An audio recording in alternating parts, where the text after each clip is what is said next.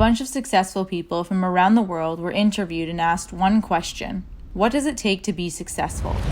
Some of them answered mental toughness and hard work, and other people said great talent and skill. Some people even said you had to have a growth mindset and emotional intelligence. But none of them said luck. And to all of them, I say yeah fucking right. On the first ankle surgery I had back in 2017, the doc accidentally put an infected donor bone inside me. We had some excitement, I hear. What's that? Infectious disease, did they call you? What? No? The bone graft that we put in there, when we did the swab, it grew with bacteria. The hell does that mean? It means they fucked up, but it wasn't serious. Then I had 2 more ankle surgeries, and a year and 9 months later, I walked out of that godforsaken hospital with my own 2 feet. I try to walk as normally as possible. A miracle. I got my life together, found a lover, and had 2 months of freedom roaming New York City before I was right back in the hospital getting another surgery to take out some screws that were going to cause my ankle to collapse. On the talus side, see this screw right here, looks like it backed out like a head. The head is kind of backed out compared to the last one. And it looks like it's all collapsing into this area. 2 days after the surgery, I ended up like this. Something happened at 5:30.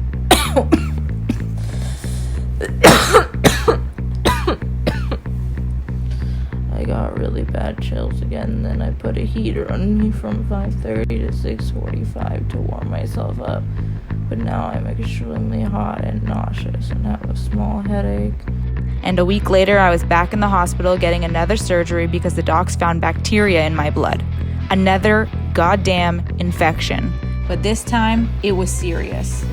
I'd spent 22 months chasing the freedom to walk freely on my own 2 feet and fighting a battle everyone told me was highly unlikely I'd be successful at. Because we both think it's a very high failure rate. But I don't care about the high failure rates. Basically the high failure rate, the 30%. Oh, okay. 30% is a high failure rate? High, yes. But there's a whole 70% of success! You're an optimist. When I walked out of that hospital that sunny day in August, I thought I'd won. Defeated the odds, and everyone who doubted me was a sad sucker who could go to hell. But here I was, 2 years after that first surgery, fighting an even bigger villain. The staph bug. A serious infection that's sole purpose is to just keep replicating and spreading inside your body until it makes your life a living hell. And the worst part is, none of this was my fault. It was a surgical infection, a simple case of misfortune to the highest degree. So to anyone who denies luck as even being a fraction of an ingredient in a recipe for success, seriously, fuck you. Suddenly, the world I used to know, I see it differently. I spent the next 6 weeks with a 23-inch tube in my arm that had direct access to my heart. A nurse would come twice a week to change my tubes and clean the area. On the other days of the week, I was my own nurse. So I've been changing my own bags for about, I don't know, probably 4 weeks. I think I started changing them 2 weeks in. This is the device that pumps stuff into me, the IV, and this is the IV. The IV bag is done, so now I have to change it myself. I'm my own nurse. First, we have to flush my line to make sure that it's not clogged with a syringe. Okay, so first I have to unhook this, like so. And then I gotta take a sterile wipe.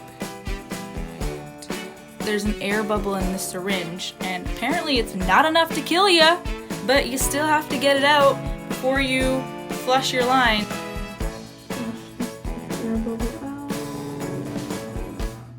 Okay. Alright, now that the air bubble is out, you gotta hook it in. Okay, it's hooked. And then you just gotta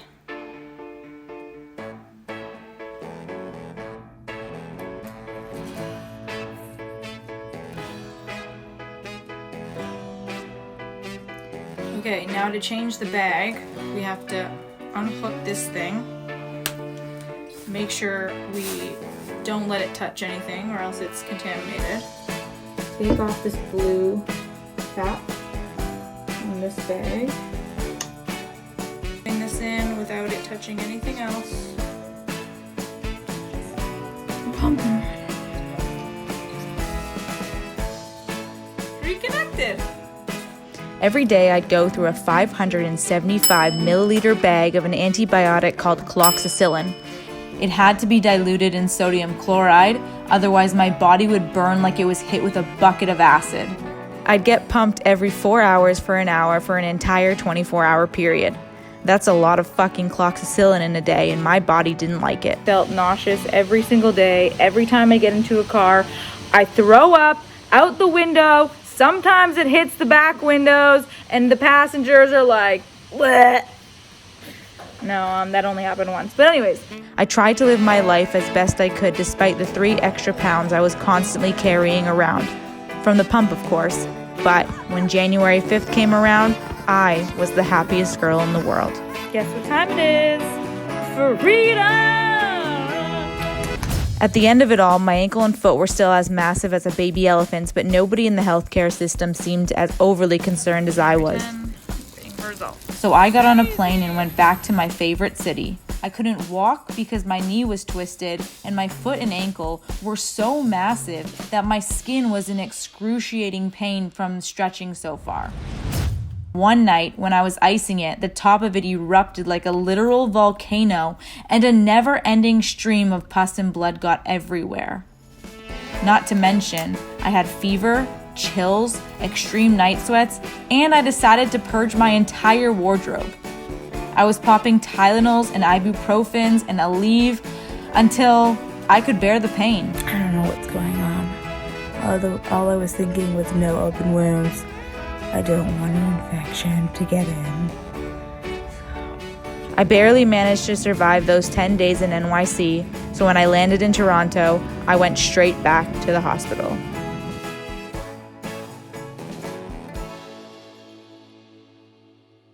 There's a proverb that says bad things come in threes. But what about when bad things come more times than that?